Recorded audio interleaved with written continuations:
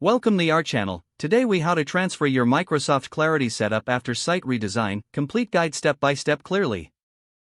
To transfer your Microsoft Clarity setup after a site redesign, start by logging into your Microsoft Clarity account. Navigate to the dashboard where your existing project is displayed. Identify the project associated with your previous site. Record the Clarity project ID and tracking code, which you'll need for the new site. Next, access your website's backend where you will implement the tracking code. If your site is built on a content management system, locate the appropriate settings area.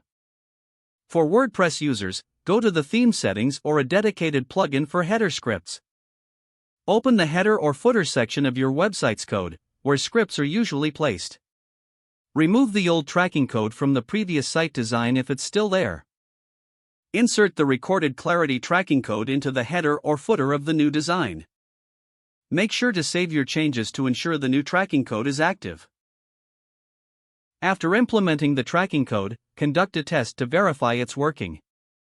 Return to the Microsoft Clarity dashboard and check the status of your project. It may take a few minutes for data to start populating, so be patient. Once data appears, review your heat maps and session recordings to ensure everything is functioning correctly. If you encounter any issues, consult Microsoft Clarity's troubleshooting guide for more information.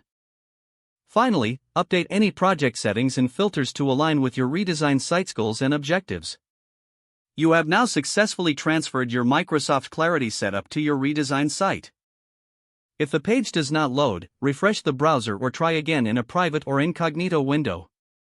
Make sure you are using the correct email address, then retype it carefully to avoid small typos.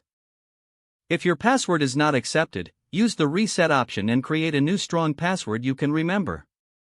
Check your spam folder for verification or security emails, then complete any requested confirmation steps. Enable two-factor authentication if available to improve account security and reduce unauthorized access risk. After signing in, review your profile details so your contact information and settings are accurate and current. If you see an error message, note it down and try again after restarting your device and internet connection. Log out when you finish, especially on shared devices, to keep your account and payment information secure. If the page does not load, refresh the browser or try again in a private or incognito window. Make sure you are using the correct email address, then retype it carefully to avoid small typos. Don't forget to like this video and subscribe to our channel for more step-by-step tech guides.